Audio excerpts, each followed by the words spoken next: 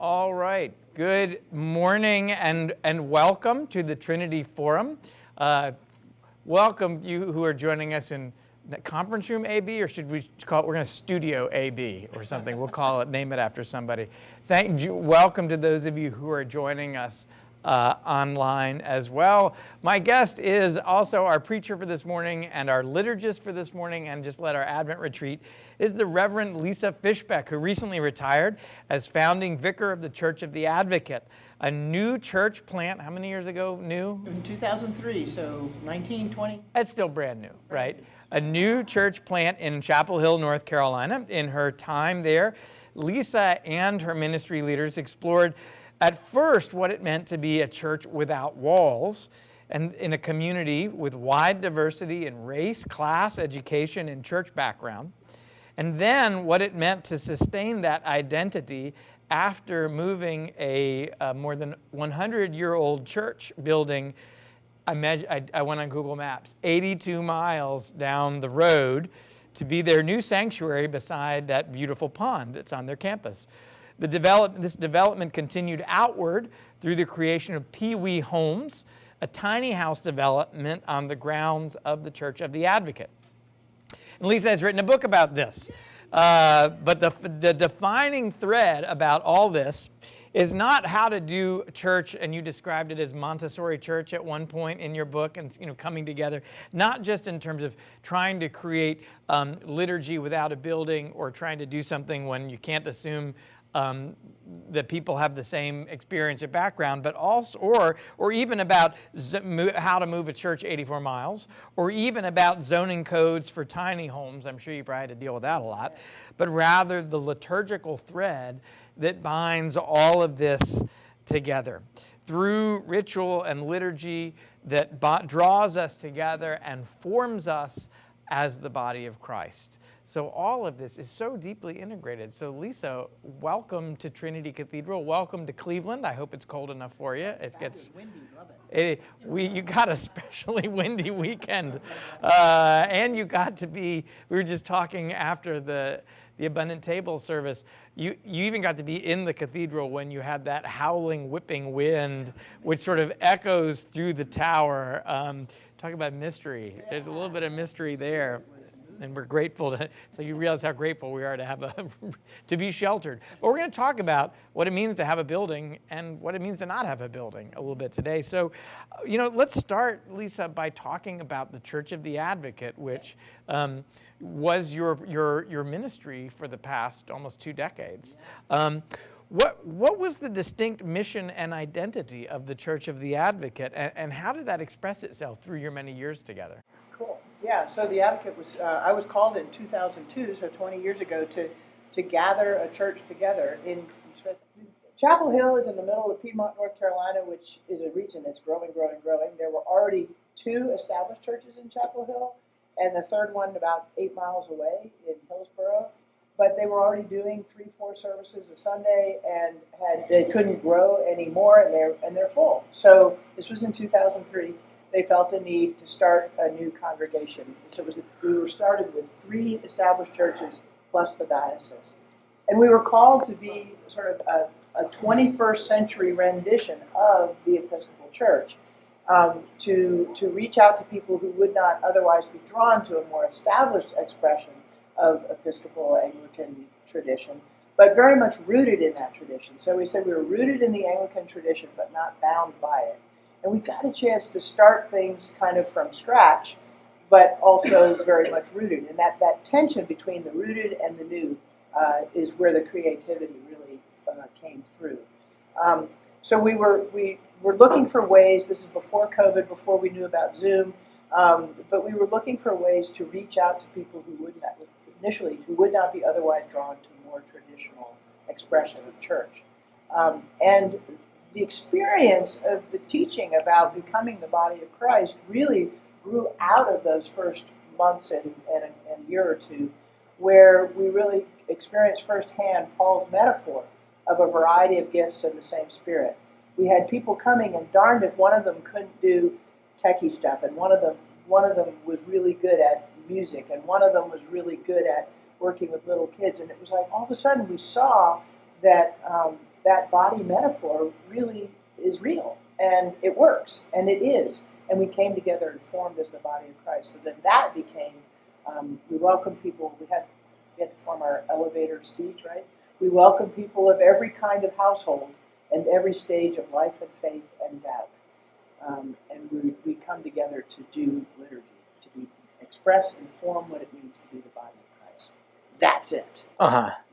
You were doing this as a mission congregation. Yeah. And, mission congregation, you call it a church plant, call it what you will, but you were trying to create something that didn't exist before, and you were doing it in the shadow of and with the support of several of the largest, most robust congregations in that diocese. That's the diocese I came from. Well, but having worked a little bit with mission congregations, both, I interned and then you and I both knew each other through Mrs. T. Remember? Lord, sorry. yes. I was on a granting committee of the diocese, and we worked with Advocate and met several others, and this was just an inspiring story but also hard work, and it was very clear the hard work that you were doing. In a very broad sense, what is the greatest joy of doing something new like that, and what is the greatest frustration of doing something new like that? Yeah, so we had basically three mothers, right? The three different churches, and they were financially supporting us, which was really helpful. And they also were committed to sharing people with us. There are all kinds of models for starting a mission, and we struck this balance where people were invited to become part of the new mission from the established churches, and also when we had a whole year to prepare. So I worked among the three established churches, and a month in each, and did 3 rounds of that. And out of those, we did Bible studies and book studies, and I preached, and so people felt called to be part of the new mission. At the same time, when we had our first public liturgy and we were launched, there were people who'd been kind of following what was going on in the community. So we had people who'd never been to an Episcopal Church before, people who had come from the founding congregations, people who'd been at other Episcopal churches in their lives, but were kind of interested in starting something new. So what was the greatest joy was this experience that I've just mentioned of having. It really felt like the Spirit was providing the people that we needed when we needed them, and that body of Christ was being formed, and seeing new people come through the door. I mean, the great joy of just watching people coming to where we were, and knowing that they were not coming because we had a beautiful building or because no offense, but it's just true. We didn't have a beautiful building, or they weren't coming because we had a certain status. They were coming because they wanted to be part of something new and yet also something ancient. And we really, we repeated that over and over again. It's a new expression of something old. And then the biggest frustration was just the constant worry about would we make it? Would we be able to be financially independent? The 3 churches were very generous, but they didn't want to keep doing it forever. So really that stress of survival, which I think many churches are experiencing now more fully since COVID and all that. Mm-hmm. So I've got lots of experience in stress for survival. Yeah. But we did. We survived. Yeah. And what would you say, besides the Spirit of God, what are some surprising things that help you be like, we're still here and we're still thriving? What were some things that really helped that to happen? Well, I mean, this is first cracker out of the box. I would say it's pretty crass, but we really use the media. Okay. Yeah.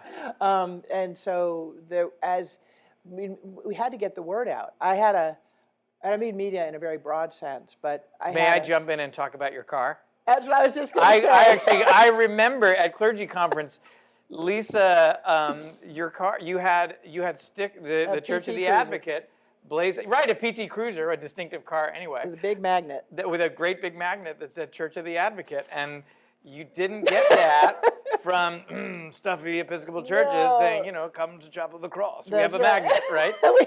I promised my daughter that by the time she was 14, I wouldn't have that on the side of my car anymore. Right. And it really, it was transformational for me to go, okay, we need to do this. We've got to get the word out about this church being in town. And we didn't have a building and we didn't have a sign. We were meeting first in something called a unity church, which is another story. And then we met for 5 years in a synagogue. And I think we did more to help people know about the synagogue than the Jews were doing, helping people to know about the synagogue, because we were saying, we meet in this synagogue. Oh, there's a synagogue in Chapel Hill? But really learning, my background was in development and public relations before I was ordained. Right. And so really feeling that sense of using all those skills to the benefit of the church. And when you really believe in something, you do things you wouldn't otherwise do. And I really believe that it was time for Chapel Hill, the Piedmont of North Carolina, to have an experience of the Episcopal Church that wasn't bound not just by, the tradition of the Anglican communion, but bound by local traditions. Every church develops its own local traditions, which lose their meaning or lose their value over time. And it's very hard to shed those. Well, we didn't have any of those, so we could just play. And it was so creative. The first Holy Week, how are you going to do Maundy Thursday? You can't have an altar of repose because you don't have any place to put Jesus overnight, You can't, how are we going to do Good Friday? How are we going to do the vigil? Every service was in a different building. I stopped carrying a cincture because it kept getting caught in the car door. So anyway, yeah. But anyway, there's so many different adventures. Yeah, and I think that question is so important because, you talk about being in a synagogue and finding your way to a building or having a building find its way to you. Mm-hmm. Okay, we kind of have the quintessential building here at the cathedral. We have to ask a lot of those exact same questions. Mm-hmm. And I think that's a whole nother conversation why that is the case when we've been here for 107 minus 23, 115 years. Yeah. And yet, in many ways, we are asking many of these questions every Sunday. Mm-hmm. And maybe we can figure out why that might be, but I think a lot of that has to do with how much has changed in our world. Mm-hmm. And the church, what your experience as the advocate is probably a more authentic one in terms of what it means to be the church on a weekly basis. Mm-hmm. than many of us might have grown up with, actually, mm-hmm. because you have to ask that question: how are people seeing this through eyes that aren't the ones that we're used to? Right. And placing it on the side of your car. Yeah. Is part of way of saying, like, this is right. If we believe in something, mm-hmm. we get the word out. But if we're not willing to do that type of thing, mm-hmm. folks are not going to automatically say, "Oh, well, that looks like a very nice Episcopal church," and I know what an Episcopal church is, and I know what a church is. Right. All of these things are just not things that we really can assume, and yet we also say a little bit about what it meant to be keeping that creative tension, mm-hmm. because mm-hmm. There was still,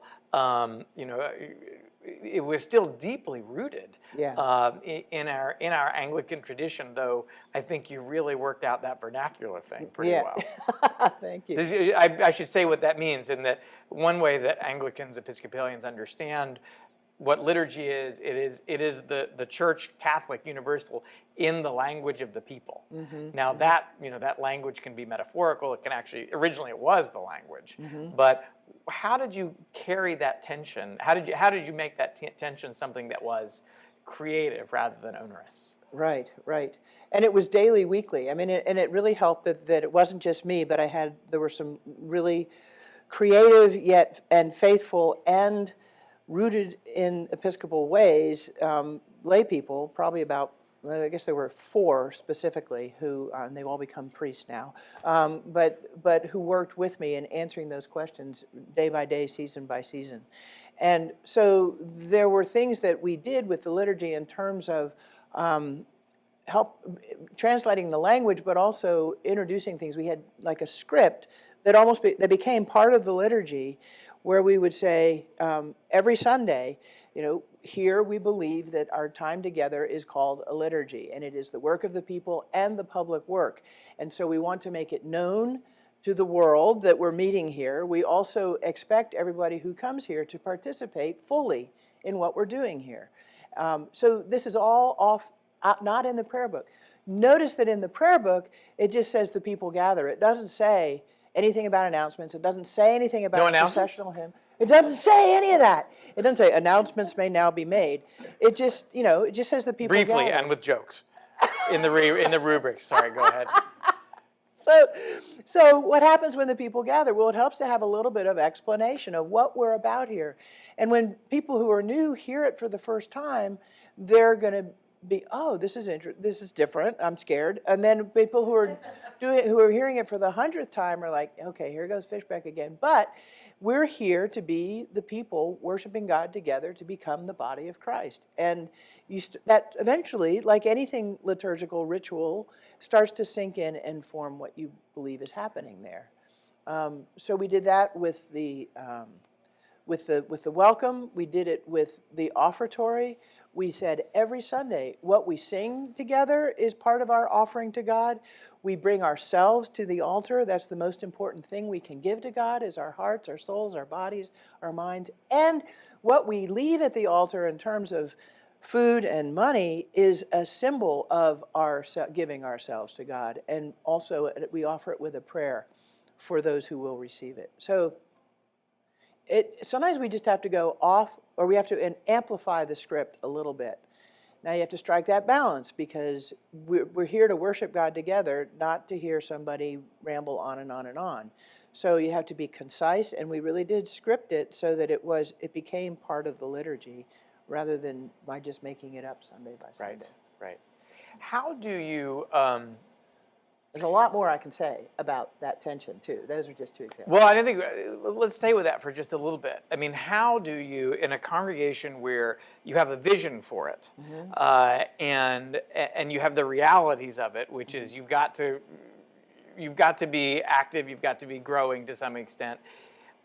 How do you teach and model and grow when with a service that is naturally dynamic and changing, and you can't assume a lot of the kind of expectations and preferences? So if you go to a more, we'll use the word traditional. That's kind of a loaded word. It is. All words are. All words are loaded. But you're going to go to the service with its organ, its choir. It's a church that's been doing this for 50 years. You know what you're getting. And we all pretty much agree that we're here because this is the church. This is what we're expecting out of this church service, right. and it's either okay if the choir's out of tune, we're not going to like that, but still there's going to be a choir and there's going to be an organ. Once you get out of that sort of assumed box, right. which is where probably a lot of church startups are, where maybe a lot of churches that are not thriving in the way they once were are. But you have this sense of, okay, we have a space and we're calling it liturgy, we're calling it worship. But there may be different expectations about, I want to hear, I want more acoustic. I want to hear more Christian contemporary. I want to hear more spirituals. I don't like guitar. I do like guitar. You now have so many different. It's no longer binary. You have a whole lot of different hosts of expectations. Right. In the midst of that, and you're having to be really creative about how you're resourcing it the whole way.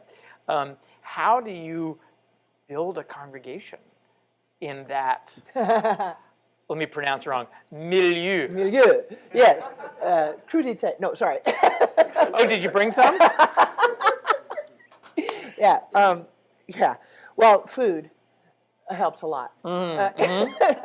We started early on having a meal after every service, and so and we would always say that this meal that follows liturgy is an extension of the Eucharistic feast, and it's a way for us to come more fully to know what it means to be the body of Christ by breaking bread together. It's an ancient custom, so that was one thing.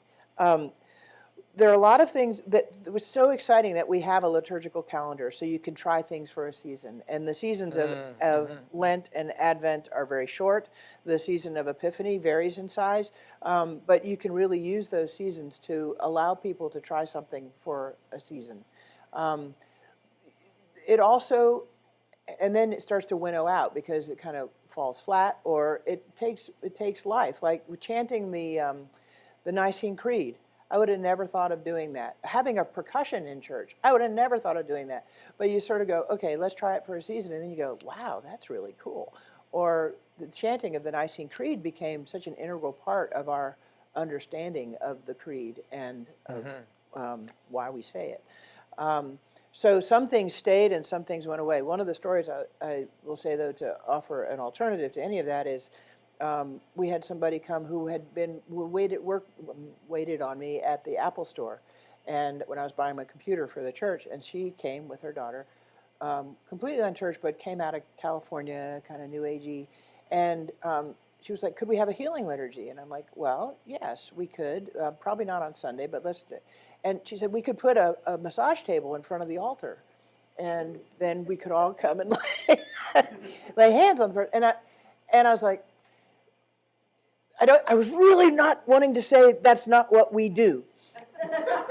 really, but I just said, why don't you spend some time with the church? Let's see us through a liturgical year, and then see if you get a sense of whether that's something you still want to do or not. Yeah. So sometimes you just have to say, you don't say outright no. I tried really hard never to say outright no, but to find ways to kind of ask people. I got this from the Quakers, because I learned that I worked at a Quaker school for however many years, and one of the ways Quakers reach consensus is by asking people, can you join in this, can you agree to this for a year, for a season, for 3 years, and then we'll revisit it. Now sometimes people forgot that they ever had the idea in the first place. Other times they came to see that It's a good trick. came to see that it wasn't of the way we were expressing the tradition. And like with the creed, it helped. I had a really, really, really supportive bishop who is now the presiding bishop, but he would just let me try things that I wanted to try, and then when I was not really comfortable with it, he would say, "No, we can't do that." And so I was like, "Well, the bishop says we can't do that." Right. It really helped. But he did say, you have to have the creed. We do the creed. And that's part of being an Episcopal Church. We do the creed. And so that was also something I would use a lot, is to just say, this is an Episcopal Church. It's not like this is what we do here at the Church of the Advocate as much as it is, this is part of being rooted in the tradition. So you have that language from the start, and then you pull it out when you need it. Yeah.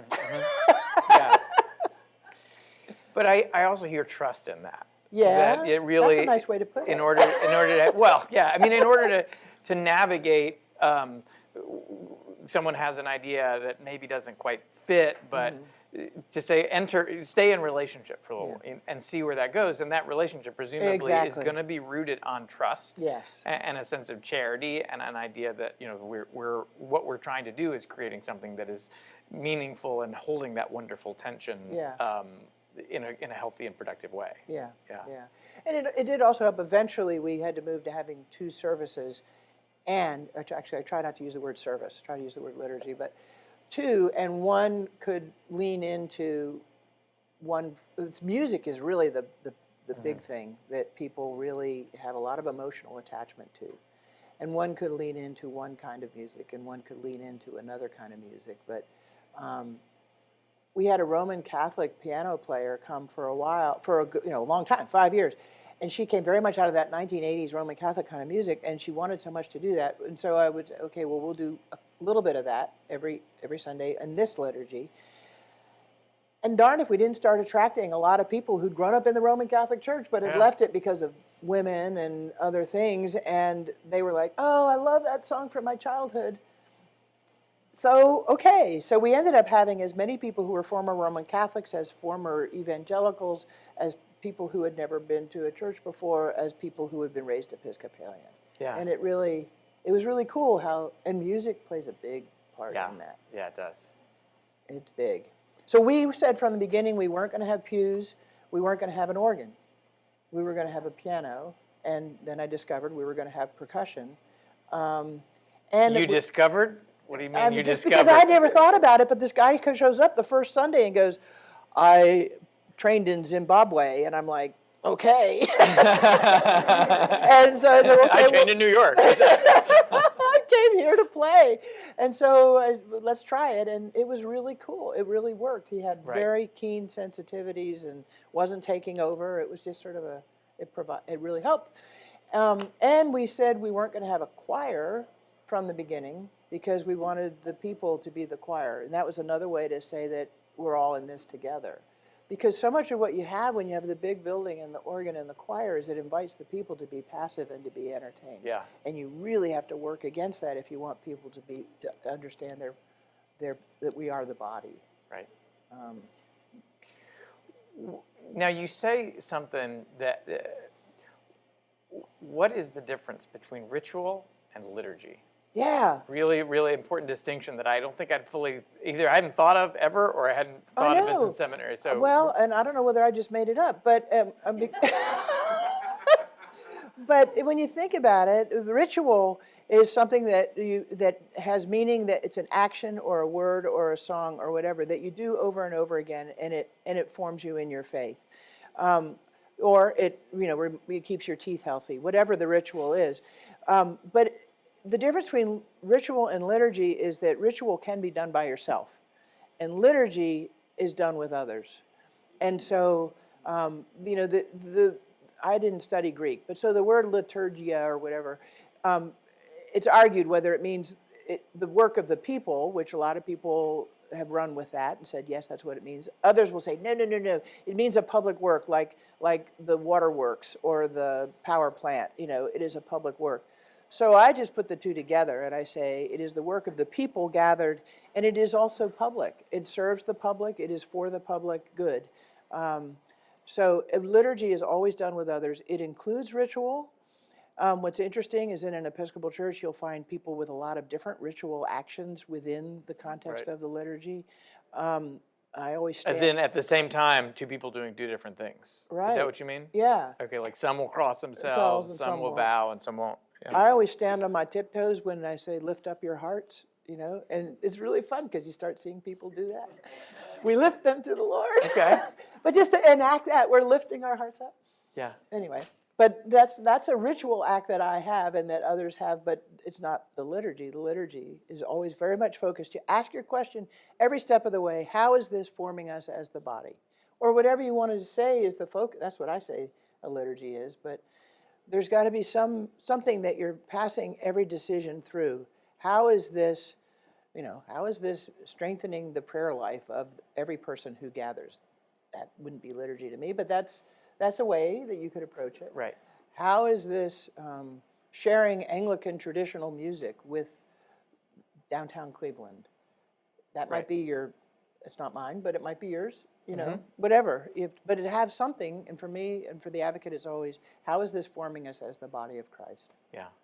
Well, it was something else that you said that really struck me, which is liturgy that is not in a building requires particular attention to the formation of the body of Christ. Yeah. What did you mean by that? Well, you don't have any outward and visible things, then so you have to, everything you do has to be really intentional, like how you sit, whether you process or not.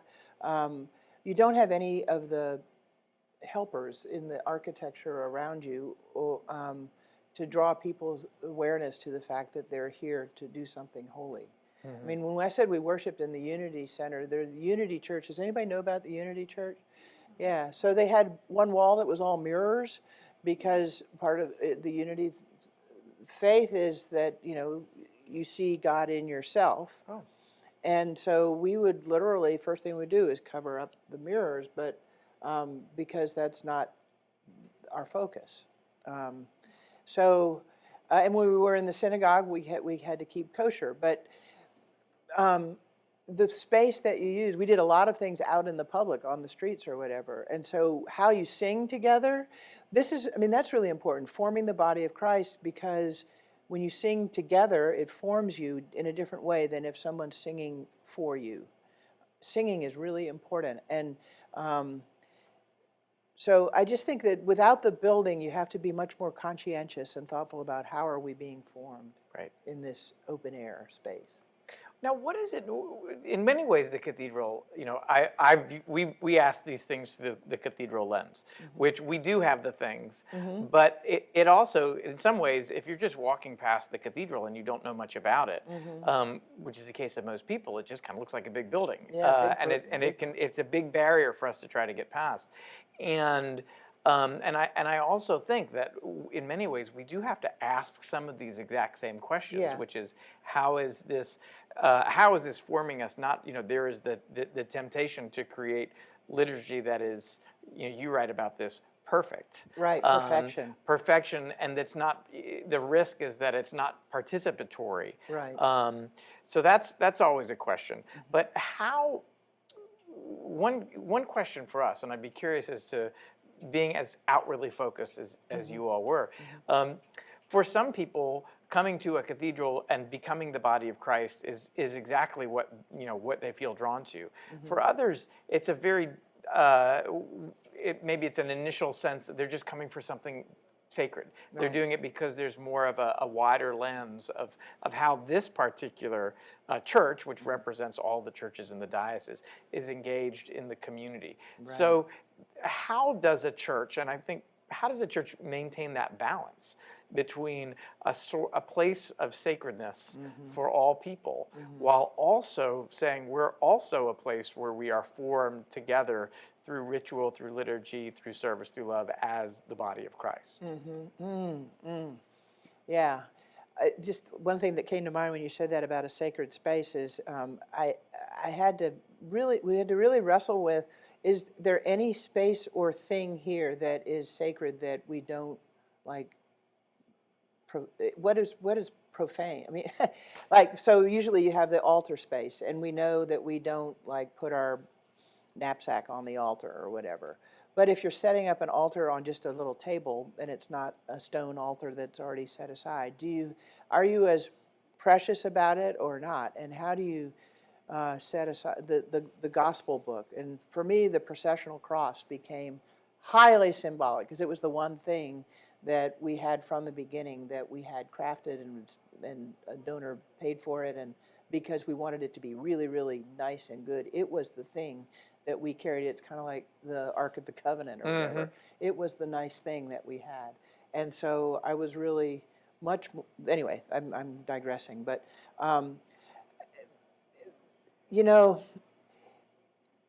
the old Anglo-Catholic tradition says that our form of evangelism is to simply open the door. And be nice. And be nice. Right. Yeah. Be nice, be polite. But that isn't enough. It is enough for some people. I mean, we can always have, in a crowd like this, there are probably at least 3 people who would say, I just wandered in because the door was open, and it clicked and it worked. But for many more people, there has to be a greater sense of, I mean, this is where the evangelical, non-denominational churches, I don't know if you've ever visited any of those lately, but they have people standing outside welcoming you, inviting you in, and they have these big parking lots, and they have people that are at different stages of the parking lot really encouraging you. There is a way to encourage and welcome people without being crass. As Episcopalians, we tend to be much more worried about what is socially appropriate. We have to break free of that a little bit. And also, I was told over and over again that the more, using the media again, if you do something that's significant in the community and it gets written up or picked up by the media, that's going to help people to see that you are walking the talk. You're not just doing something for yourselves, but you're actually, this is, like when we built the Pee Wee homes, people say, how did you get your church to agree to build those? That's crazy that a church would be doing that. I can't believe a church is doing that. And I'm like, wow, that's really sorry. Yeah. That people can't believe that a church would be doing something for the poor, Right. So. And will you share with us a little bit of that story? Yeah, the Pee Wee homes. I mean, again, people would come to me with these ideas, and I had a custom of never saying no. So these young people who'd been working with the homeless and the poor had this idea that they would find random patches of land and also churches that had land and say, can we build a little 350 square foot house and for a homeless person to live in? And these would be these are people who have some income, but it might be $750 or $1,000 a month, and there's no way they can afford to rent any place in Chapel Hill. So Pee Wee Homes, as now a nonprofit, raises the money to build the houses, and the money comes from the town and the government grants and the university and students, and everybody does all this fundraising. We build the house, and then Pee Wee Homes provides all the support for the people who are living there. The church simply provides hospitality. And the architect for Pee Wee Homes designed the buildings so that they fit into the setting. In our case, they look sort of Carpenter Gothic, and they have the same pitch of roof and all that. And they're lovely, and all these people go, God, I want to live there.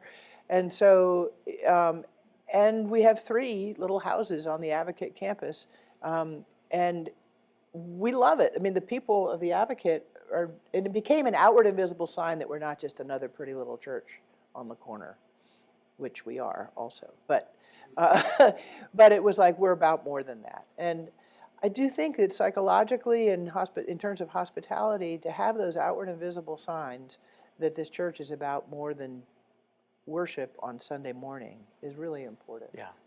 Really important. Well, I want to turn to you all as we're going to pass a microphone around. Do you all have questions for Lisa? Martin?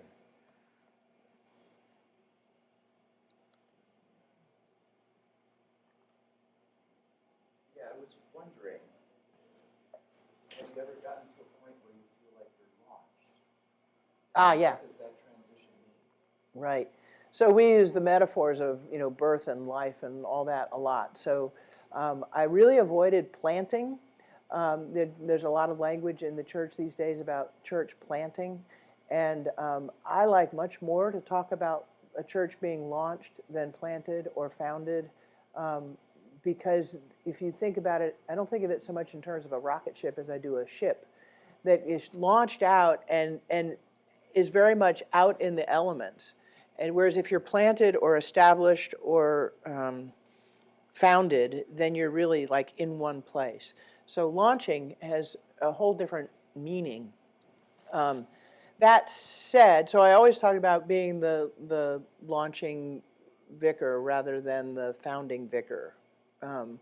But there is a sense once you get land and a building, things change a lot. There's a group in the wider Anglican communion called Fresh Expressions. And I was quite dismayed that when I went to a Fresh Expressions International Conference in the UK, once they heard we had land and building, they were like, you're not a Fresh Expression anymore. And I'm like, oh no.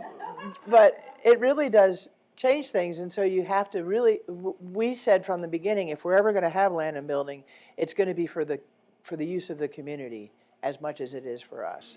And so that was just part of our language. Again, you say things over and over and over again, and it forms you, and you say, okay, how are we got this land, 15 acres with a pond. How is that going to be used for the community so it stays alive? So we have people have been fishing that pond for generations before we had that land, so we have this profound sense that we are the stewards of that pond. We don't own that pond. It's very much for the community. Same thing with the building. Good God, people had that building for 100 years before we did. We just got it now to steward it in the 21st century. So keeping it alive in that way helps you feel that you're still being launched. Does that make sense? Yeah, I think so. And I think it's also maybe a little bit of what I see Trinity trying to do in launching how we want to be moving forward. Yes. Not necessarily that we're starting new, but we're doing something new. Your launch pad is different from ours was. Yes. But you're still being launched into the future. Yes. Yeah. Alex.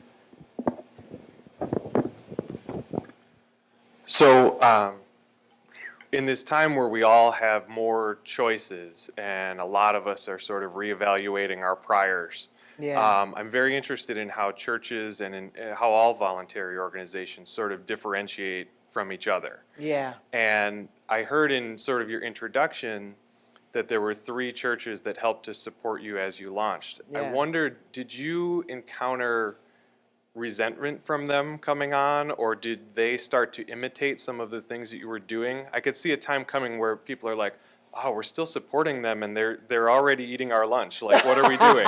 Yeah. So speak a little more about that, if you would. Yeah. So it was interesting because when we started, I was the youngest priest of all the clergy around. And then one of the reasons I retired was because I looked around and I thought, oh, the youngest church has the oldest priest. There's something wrong with that. So because in the meanwhile, they had all transitioned their rectors into new, younger rectors. And so I honestly felt that, no, they were relieved that there was somebody else who was doing the kind of the new, fresh thing so that they could stick with the old, stodgy thing, right? I mean, they were like, oh, thank God. If somebody wants something new and exciting, go over there. Right? But now Chapel of the Cross has a young rector who's doing all kinds of cool stuff. And I honestly, I didn't say this publicly, but I was like, we've got to get really firmly, whatever you want to call it, established in that we have to be financially independent, have a strong congregation before Chapel of the Cross gets a new rector, because that new rector is going to start shaking things up there. Whoever it is, it's going to be somebody younger, and that's exactly what's happened. So Chapel of the Cross is now doing some really cool creative stuff. So the advocates... A good friend and colleague of mine from seminary, by the way. Oh, is she? Yeah, Elizabeth Marie, she's fabulous, yeah. She is so good. So the advocate continues to be, now we are still smaller. So if people want, and we have this real emphasis on the community, both our community and engaging with the community in a way that's very personal. And so if people want a place where they can really be known and feel like they're participating in making things happen as opposed to being more entertained, and that does sound a little snarky. But then they still are coming to the advocate. And so I think that to a church like Chapel of the Cross, the clergy get along great. We're all really supportive of one another, and it's really exciting that there are such different expressions of Anglican Episcopal identity being offered in our little area. So I think one of the great gifts of the Episcopal Church is that we really have embedded in our ethos, our culture, is to be an ecosystem of church, yes, rather than a bunch of little churches that are always competing. That's right. So I mean that is quintessentially what a cathedral is. Yeah. We are not another parish. We are a church that supports and is an expression of these many different churches. And you have you have one in Cleveland Heights. It's very much like Chapel of the Cross. You have several that are downtown that are in various stage of development and redevelopment. And at our best, we are, as clergy, mutually supporting one another and recognizing that there are different expressions in it. And of course, the joy of being a cathedral is we are many expressions within one house. Yeah, that's really cool. Cynthia, is there a hand up? Laura, Sally.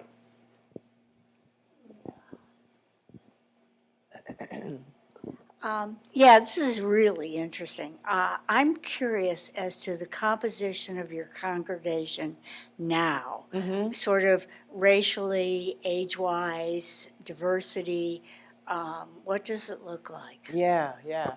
So another way in which I really felt the presence of the Spirit as we were growing was that for every 5 individuals who came into the church, that it seemed like there was one person who was over 70, one person who was, we had the age spread. It was really weird, and we kept this very diverse congregation going age-wise. And because we use the language of every kind of household, and we named that from the start, we had a lot of single people come because they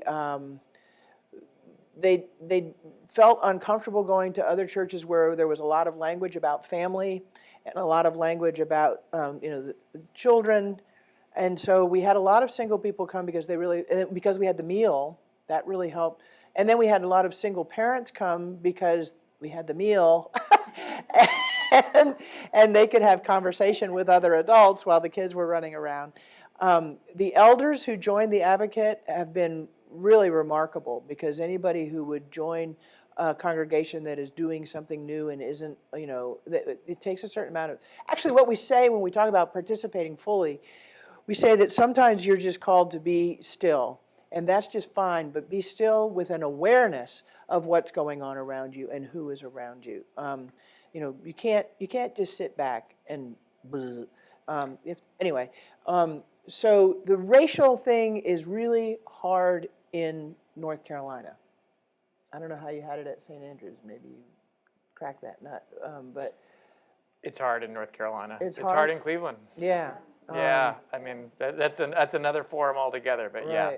Right. North Carolina, you have a lot of historically black congregations, and then you have so one church in downtown Durham did it, cracked the nut by reaching out to the African students at Duke, and started African students, not African American. Right, Okay. African students, and so this is St. Philip's downtown. They Right. started to attract Africans, and then that at least diversified visually, so that then other people started coming. But the race thing is really hard. Significant diversity of households, significant diversity of theology, significant diversity of age, for sure. Oh, I'm getting a finger. Oh, I think we've got time for one more question, and then we've got to go back to church. Just a quick question about, could you tell me the logistics of the meal, how that got about supported and got the momentum? Right, so we started out with simple savory snacks, and then we moved into a dinner where we had groups that would be responsible for the dinner each week, rather than having it be a potluck, so that one group of 5 or 6 people would provide the meal for 50 or 60 people. And then they would do that, they would take turns, so that there were, before COVID anyway, there were 5 or 6 groups that would provide a meal. So once every month or 2, your group would be on. We always offered to support financially anybody who needed it, but the meals were very simple and relatively inexpensive, especially when we were keeping kosher, so there was no meat. That really worked. Now they're doing outside salads. Anyway, but yeah, different people bring different things. I think with that, we're going to draw to a close. Lisa, Okay. Thank you so much for being with us. Oh, thank you for having As you me. can tell, we get excited when we talk about liturgy here. And I find it fascinating how much one of the reasons why I enjoyed what you wrote so much, and also knowing you as a colleague and to see it in print, but also it amazes me how much a lot of churches are, whether you're a cathedral or a new church, not a plant, launch. A launch. A lot of the same questions are very much alive. That's And really cool. I think our ability to ask those questions over the coming long time, I Yeah. think are really going to be helpful. Yeah, there's some interesting stuff about the immanence and the transcendence of God in that too, which we can talk about another time. So we thank you for joining us online. You see, here we are.